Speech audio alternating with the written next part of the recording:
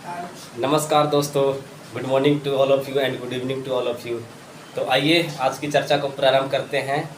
आज हम लोग बहुत ही शानदार टॉपिक ज्योग्राफी का, जिसे आप लोग कभी कभी मैपिंग बोलते हैं, लेकिन ये मैपिंग नहीं, अपने आप में एक अलग सेगमेंट है, जिसे आज हम लोग बहुत ही सारगर्भिक और सटीक तरीक़ों से और बहुत ही कंसेप्ट के साथ हम उसे आज जानेंगे, और जानेंगे ही नहीं बल्कि अपने उसे जीवन में उतारेंगे। तो आइए आज की चर्चा को हम प्रारंभ करते हैं। जैसे कि आप देख रहे होंगे, जो आज की चर्चा है वो वर्ल्ड रीजनल ज्योग्राफी, यानी विश्व का प्रादेशिक भूगोल। और विश्व के प्रादेशिक भूगोल क्या है, इसमें कौन सी चीज़ों को पढ़े जाते हैं, क्या एज इट इज़ हम परंपरा के अनुसार जो ज्योग्राफी पढ़ते हैं वो पढ़ते हैं, या परंपरा के अनुसार जो ज्योग्राफी है उससे हटकर पढ़ते हैं। तो इन सभी आयामों को और सभी पहलुओं पर हम आज बात करेंगे। तो बेसिक तौर पर जो हम वर्ल्ड रीजनल ज्योग्राफी में जानते हैं वो कॉन्टिनेंट के बारे में, यानी महाद्वीप के बारे में जानते हैं। महाद्वीप के संदर्भ में जितने भी खाड़ियाँ, सागर, महासागर, मरुस्थलीय, सवाना जलवायु, शीतोष्ण जलवायु, उष्णकटिबंधीय जलवायु, शीतोष्णकटिबंधीय जलवायु, मरीनो भेड़ क्या आदि क्या होता है, इन सभी पहलुओं पर, इन सभी संदर्भों पर आज बात करेंगे। तो सबसे पहले हम प्रारंभ करते हैं कि महाद्वीप की उत्पत्ति कैसे हुई, कॉन्टिनेंट का उत्पत्ति कैसे हुई। तो कॉन्टिनेंट के उत्पत्ति में आप लोगों ने बहुत सारे सिद्धांत पढ़े होंगे। जैसे में आप लोग गैसीय थ्योरी पढ़े होंगे, कॉन्टिनेंटल द्वीप थ्योरी पढ़े होंगे, और इन सब थ्योरी में आपने देखा होगा कि किस प्रकार पृथ्वी के अंतरतम भागों से जो मैग्मा निकली, मैग्मा क्या है, जो चट्टानों की पिघली हुई अवस्था है, और उन मैग्मा से जो तरह तरह के चट्टाने बने, तरह तरह के जो मैग्मा का लावा बना, उससे पहाड़ों और पठारों का निर्माण हुआ। लेकिन एज इट इज़ देखें कॉन्टिनेंट का निर्माण कैसे हुआ, तो कॉन्टिनेंट में बहुत सारे संदर्भ है जो आपको पढ़ना है। तो आइए वर्ल्ड रीजनल ज्योग्राफी में चीज़ों को समझते हैं। कॉन्टिनेंट के उत्पत्ति में सबसे पहले जो प्रारंभ किया वो तो एस.बी. टेलर महोदय ने किए थे, लेकिन पूर्ण रूप से इसे व्याख्या करने का काम अल्फ्रेड वेगनर महोदय ने बताया। और अल्फ्रेड वेगनर के अनुसार जो जितना भी पृथ्वी खंड था ये कुछ इस प्रकार था। मैं क्या बता रहा हूँ, अब यहाँ से हम अपने जो सेगमेंट है वर्ल्ड रीजनल ज्योग्राफी उसके तरफ मैं मुड़ गया हूँ। मैं ये बता रहा हूँ कि कॉन्टिनेंट के संदर्भ में, महाद्वीपों के उत्पत्ति के संदर्भ में सबसे पहला व्याख्या तो किया एस.बी. टेलर महोदय ने, लेकिन पूर्ण रूप से इसे विकास और एक क्रमिक रूप देने का काम किया अल्फ्रेड वेगनर महोदय ने। और अल्फ्रेड वेगनर महोदय के अनुसार जो महाद्वीप था, जो पूरे भूखंड थे, कुछ इस प्रकार थे, और ये पूरे भूखंड के चारों तरफ जल थे, और कुछ भूखंड था जो इस प्रकार की अवस्था में था, यानी कुछ भूखंड था जो इस अवस्था में था। लेकिन ये भूखंड धीरे धीरे क्या हुआ कि दो भागों में टूटा। अब दो भागों में क्यों टूटा उसका रीजन आप समझिए। ये जो भूखंड था धीरे धीरे कितने भागों में टूटा, दो भागों में टूटा। और जब दो भागों में टूटा तो ये वाले भाग को हम कहे थे क्या, अंगारा लैंड, क्या बोले थे, अंगारा लैंड। और ये दक्षिणी वाले भाग को हम बोले गोंडवाना लैंड। अब चूंकि ये चारों तरफ जो जल भरा हुआ था, इस जल को हम नाम दिए पैंथालसा। क्या नाम दिए, पैंथालसा। ये हम नाम दिए पैंथालसा। और ये जो भूखंड था, जो पूरे जल के चारों तरफ जो भूखंड था, भूखंड की अवस्था में जो भूमियाँ थी, इसका हम नाम दिए सुपर कॉन्टिनेंट। इसका अल्फ्रेड वेगनर ने क्या नाम दिया, सुपर कॉन्टिनेंट। अब ये सुपर कॉन्टिनेंट हिंदी में इसी को बोलते हैं पेंजिया। क्या बोलते हैं, पेंजिया। लेकिन कुछ समय बाद देखिएगा तो ये जो सुपर कॉन्टिनेंट था यानी पेंजिया था, ये टूटा। और वही टूटने के कारण उत्तरी भागों को हम नाम दिए अंगारा लैंड और दक्षिणी भागों को नाम दिए गोंडवाना लैंड। और जब यह दो भागों में टूटा तो ये जो पैंथालसा का जल था, ये पैंथालसा का जल धीरे धीरे धीरे धीरे ये टूटे वाले भाग में भरना शुरू हुआ, और ये जो टूटे वाले भाग में ये पैंथालसा का जल भरा, जिससे एक नए सागर का निर्माण हुआ, जिसका नाम है तेथिस सागर। कौन सी सागर? तेथिस सागर। याद रखिएगा कि पेंजिया के टूटने से जो पैंथालसा का जल इसमें भरा, उससे एक नई सागर का निर्माण हुआ, जिसका नाम दिए हम कौन सी सागर? तेथिस सागर। अब प्रश्न उठता है कि सर पेंजिया टूट क्यों गया? तो पेंजिया टूट क्यों गया, उसके पीछे आप कुछ इस तरह से समझिए कि जब पृथ्वी का निर्माण हुआ, तो पृथ्वी का निर्माण माना जाता है कि पृथ्वी एक इस तरह बिंदु के रूप में थी, चूँकि यह पूर्ण रूप से दृश्य और अदृश्य दोनों भावनाओं में नहीं थी। कहने का मतलब है, ना तो यह इसको देखा जा सकता था और ना ही इसके अंदर कोई क्रियाएँ, नेचुरली क्रियाएँ होती थी। तो ऐसे में इसके अंदर ये जो बिंदु था, जिसका नाम था सिंगुलरिटी। सिंगुलरिटी इसका हिंदी खोजिएगा तो बहुत टफ है, हिंदी इसका है विलक्षणता की बिंदु। लेकिन आप इंग्लिश टर्म याद रखिए कि कुछ इस प्रकार था, जिसका नाम था सिंगुलरिटी, और यह उच्च तापमान, उच्च घनत्व और उच्च गुरुत्वाकर्षण बल से सम्माहित था, और इसमें विशेष प्रकार की ऊर्जाएं थी, लेकिन यह अपने आप को एज इट इज़ नहीं बना कर रख पाया, और समय बढ़ता गया तो इसमें एक प्रचंड विस्फोट हुआ। और प्रचंड विस्फोट को ही हम आगे चल के देखते हैं कि जॉर्ज लेमेत्रे जैसे जोग्राफर है, साइंटिस्ट है, जिन्होंने द बिग बैंग थ्योरी नाम दिया, और इस बिग बैंग थ्योरी के माध्यम से उन्होंने यह बताया कि जितने भी आप ब्रह्मांड में पार्टिकल्स या कण देख रहे हैं, एक दूसरे के दूर जा रहे हैं, एक दूसरे से दूरी हो रही है। सेम उसी प्रकार कि जब ये प्रचंड विस्फोट हुआ था, यह प्रचंड विस्फोट को जब प्राप्त हुआ, तो जितने भी भौतिक कण थे, फंडामेंटल कण थे, वो एक दूसरे से दूर जा रहे थे। अब आप सोचिए कि जब एक दूसरे से दूर जाएगी तो तापमान घटेगा कि बढ़ेगा? स्वाभाविक है कि हम अगर सामने आग लगाते हैं और आग लगाकर अगर सेंटर बिंदु से हम दूर जाते हैं तो तापमान घटेगा। तो सेम वही हुआ कि जैसे प्रचंड विस्फोट हुआ तो जितना भी फंडामेंटल कण थे दूर दूर जाने लगे, तो दूर दूर जाने के क्रम में तापमान घटा, और जब तापमान घटा तो तापमान घटते के क्रम में लगभग 3,70,000 वर्ष पूर्व देखिएगा कि पृथ्वी पर कुछ फंडामेंटल कण का अस्तित्व में आना हुआ, जैसे में मेसान, बोसान, यह सब फंडामेंटल कण था। और यह सब फंडामेंटल कण मिलकर इलेक्ट्रॉन, प्रोटॉन और न्यूट्रॉन जैसे एलिमेंट्स का जन्म दिया, तत्वों का जन्म दिया, और यह सब इलेक्ट्रॉन, न्यूट्रॉन और प्रोटॉन जैसे तत्व मिलकर आपस में संलयन होकर हाइड्रोजन जैसे पहला परमाणु को निर्माण किया, और फिर कई तरह के हाइड्रोजन मिलकर हीलियम का निर्माण किया, और वह हीलियम में जो ऊर्जा था वो दृश्य था। और वही दृश्य आगे चलकर देखिएगा कि बहुत सारे किरणों के रूप में, जैसे एक्स वायलेट रेज किरण है, और भी गामा किरण है, गामा रेज है, इस सारे किरणों ने अपना अस्तित्व बनाया, जिसके कारण आज हम देखते हैं कि सूर्य में हाइड्रोजन और हीलियम की अधिकता पाई जाती है। तो सेम उसी प्रकार हुआ था कि जब ये पेंजिया टूटी, तो टूटने का कारण क्या था, मैं उस चीज़ को बताना चाह रहा हूँ। जब पृथ्वी प्रचंड विस्फोट हुआ, तो पृथ्वी जब फूटी, विस्फोट को प्राप्त किया, तो उसकी जो बाहरी परतें थी वो धीरे धीरे ठोस होता चला गया, लेकिन उसकी अंतरतम भाग क्या रहा? गर्म ही रहा। यानी गर्म मीन्स क्या? लावा के टाइप का रहा। लावा मीन्स क्या? समझिए एक चट्टानों की पिघली हुई अवस्था है।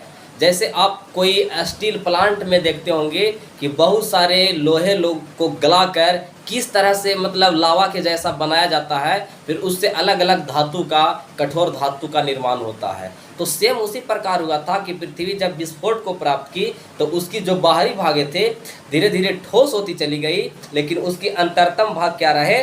गर्म ही रहा। तो ये अंतरतम भाग में मैग्मा था। क्या था? मैग्मा। तो मैग्मा नीचे से, यहाँ समझिए कुछ इस तरह से कि किस तरह से ये होता है। ये पृथ्वी का भूखंड था और ये पृथ्वी के भूखंड था, और इस पृथ्वी के भूखंड में अंदर से, कहाँ से? अंदर से जो मैग्मा थी ऊर्जा लगा रही थी। मैग्मा क्या लगा रही थी? ऊर्जा लगा रही थी। और मैग्मा जैसे जैसे ऊर्जा लगा रही थी, ये भूखंड के बाहरी परतों में दरारें पड़ती जा रही थी। मतलब ये दो भागों में टूटता जा रहा था। मैं बता रहा हूँ क्या पेंजिया को टूटने का कारण। तो जैसे जैसे मैग्मा ऊर्जा लगा रही थी, धीरे धीरे पेंजिया में दरारें पड़ रही थी। आप एग्जाम्पल से समझिए कि आप ना जाने जीवन में कितने बार लड्डू पेड़े बर्फी खाए होंगे। खाए हैं कि नहीं बताइए? तो कभी आप लड्डू बर्फी पेड़े खाए हैं तो साबुत लड्डू मुंह में डाल लेते हैं, खत्म, स्वाहा, काम ही नहीं। लेकिन हमेशा आप अगर ऐसे खाए हैं तो आप बहुत गलत किए हैं।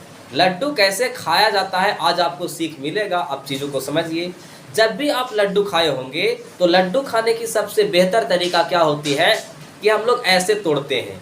और जब ऐसे तोड़ते हैं तो आप नोटिस किए होंगे या कीजिएगा कि जब हम ऐसे तोड़ना शुरू करते हैं तो ऊर्जा ऊपर से नहीं लगाते हैं, ऊर्जा हमारे निचले वाले जो अंगुली है उसके आगे वाले शीर्ष भागों से लगाते हैं। और जैसे जैसे लड्डू या बर्फी या पेड़े में हम ऊर्जा लगाते जाते हैं, उसके ऊपरी परत पर, लड्डू पेड़े के ऊपरी परत पर धीरे धीरे दरारें पड़ती जाती है। ये चीज़ आप नोटिस किए होंगे। सेम उसी प्रकार जैसे जैसे धीरे धीरे ये जो मैग्मा पेंजिया में, ये भूखंड में ऊर्जा लगा रही थी, वैसे वैसे इसके ऊपरी परतों पर, ऊपरी भागों में दरारें पड़ती जा रही थी। यही आगे चल के दो भागों में टूट गया। एक एग्जाम्पल से और समझिए। आप ना जाने अपने जीवन में कितनों बार सुबह सुबह क्लास जाने के क्रम में नाश्ता करते होंगे। अब नाश्ता क्या करते हैं? वर्न, ब्रेड जो आप जिसको बोलते हैं। तो ब्रेड को जब आप नाश्ता करते हैं तो आप देखिएगा कि एक चीज़ नोटिस किए होंगे कि जल्दी जल्दी नाश्ता करने के क्रम में ब्रेड को खाते हैं। लेकिन आज आप ब्रेड लाइएगा और ये एक्सपेरिमेंट कीजिएगा, आपको एक सीख मिलेगा कि ब्रेड को पानी में थोड़ा देरी छोड़ दीजिएगा। अब पानी में थोड़ा देरी आप छोड़ेंगे तो आपको कुछ इस तरह से पता चलेगा कि ब्रेड में जैसे जैसे जल या द्रव भरता जाता है वो डूबता जाता है।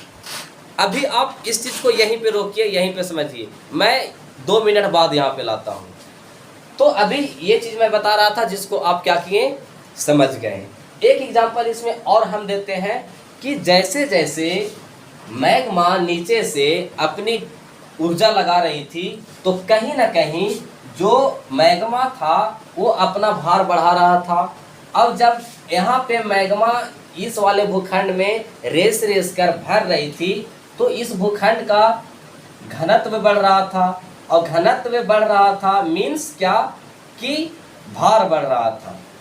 क्या बढ़ रहा था? घनत्व मीन्स क्या? भार बढ़ रहा था। अब आप यहाँ पे देखे होंगे जब भार बढ़ेगा तो कोई वस्तु डूबेगी, भार बढ़ेगा तो कोई वस्तु क्या होगी? डूबेगी। तो वही धीरे धीरे ये डूबी और ये फिर आगे चल के देखिएगा कि 2 भागों में टूट गया। अब इसमें समझने योग्य जो बातें थी मैंने आपको बता दिया। तो यहाँ तक चीज़ें हैं जो आपको समझ में आया होगा, मैं उम्मीद करता हूँ। तो आपको यहाँ से ये क्लियर हो गया होगा कि पेंजिया सर टूट कैसे गया। तो कारण मैग्मा को अंदर से क्या करना, भार बढ़ाना, जिसके कारण धीरे धीरे ये 2 भागों में टूटा। जिसके उत्तरी भागों को हम नाम दिए अंगारा लैंड, दक्षिणी भागों को गोंडवाना लैंड। अभी मैं अंगारा लैंड और गोंडवाना लैंड यहाँ क्यों बता रहा हूँ, आप सिर्फ अभी इतना समझ जाइए कि कुछ अंगारा लैंड जैसे कोई अलग क्षेत्र होते हैं। आगे चल के आपको समझ में आएगा कि आप जितने महाद्वीप, स्थल, मरुस्थल, पहाड़ियाँ, पठार आदि देख रहे हो वह चाहे तो अंगारा लैंड से बना है या तो फिर गोंडवाना लैंड का बना है, कोई तीसरे से नहीं बना है। यही 2 का हिस्सा है। तो ये चीज़ें हैं जो सभी को जानना था। ये रीजनल ज्योग्राफी में भी आप पढ़े होंगे, लेकिन यहाँ मुझे बताना एक नैतिक जिम्मेवारी जैसा लगा तो मैंने आपको बता दिया। लेकिन अब हम लोग पढ़ने वाले हैं क्या, मुख्य तौर पर कॉन्टिनेंट। तो कॉन्टिनेंट में डस्टर कहाँ चले तो कॉन्टिनेंट में हम लोग क्या जानेंगे, तो आपको समझना होगा यार। डस्टर अच्छा कोई दिक्कत नहीं है, बेकार है, यूज कर लेता हूँ। तो आइए हम लोग चर्चा करते हैं किसके बारे में, कॉन्टिनेंट के बारे में। तो सबसे पहले जवाब दीजिएगा आप लोग कि कॉन्टिनेंट कितने होते हैं। दम धड़ल्ले से जवाब दीजिए कि कॉन्टिनेंट अभी कितने हैं, और क्या कोई कॉन्टिनेंट ऐसा भी है जिसकी अवस्थिति वर्तमान में पाई गई है।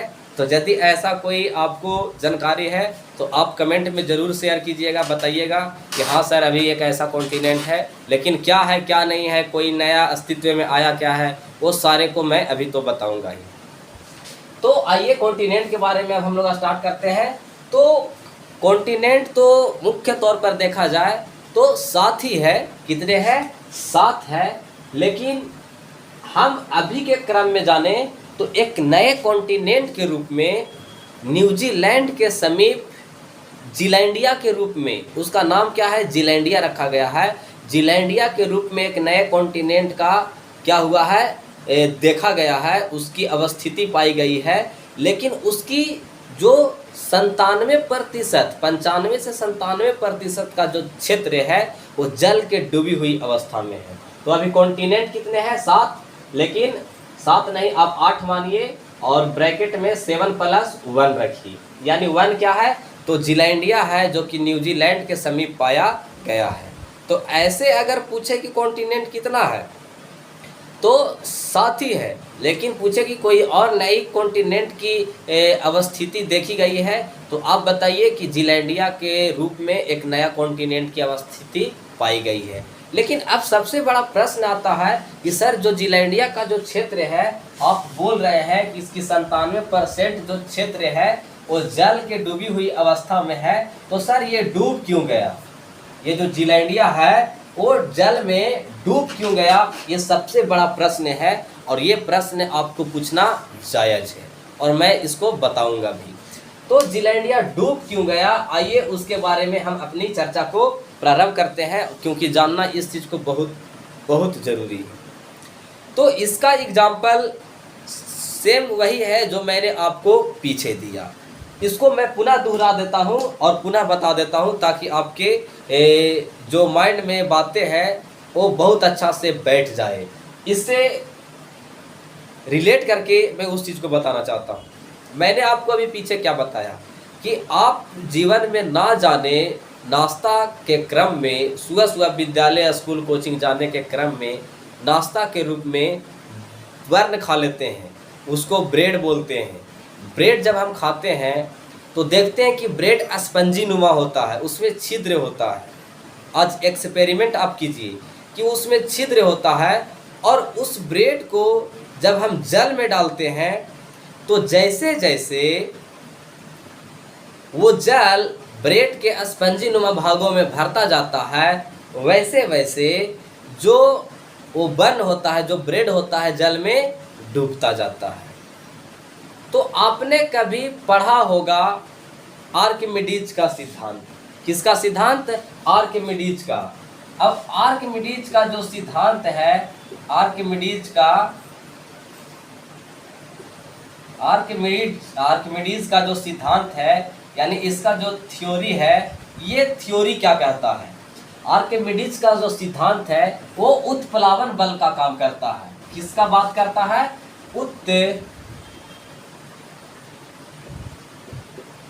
ये जो आर्किमिडीज का सिद्धांत है उत्प्लावन बल का काम करता है, बात करता है।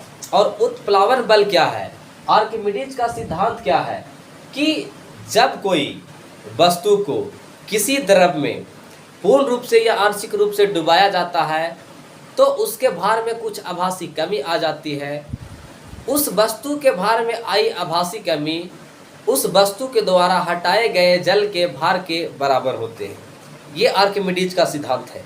कईयों लोगों को याद होगा, और नहीं भी याद है तो आर्किमिडीज के सिद्धांत को आप ऐसे याद कर सकते हैं कि जब कोई लड़का किसी लड़की के प्रेम में पूर्ण रूप से या आंशिक रूप से डूब जाता है तो उसके पढ़ाई में कुछ आभासी कमी आ जाती है, ये पढ़ाई में आई आभासी कमी उस लड़के के द्वारा उस लड़की के घर पर लगाए गए चक्कर के बराबर होते हैं।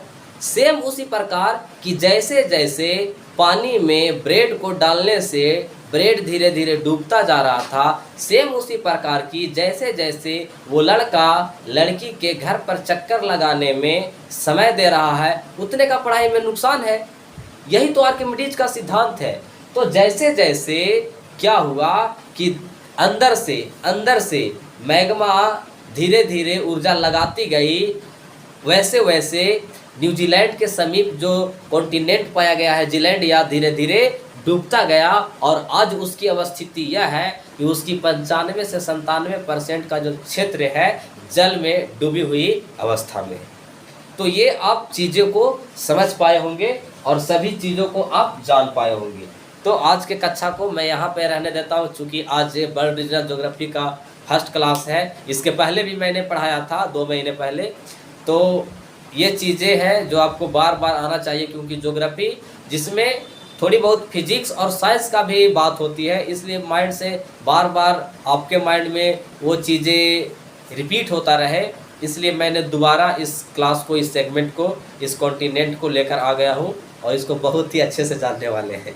तो मुलाकात होगी अगले क्लास में। Thank you. जय हिंद, जय भारत।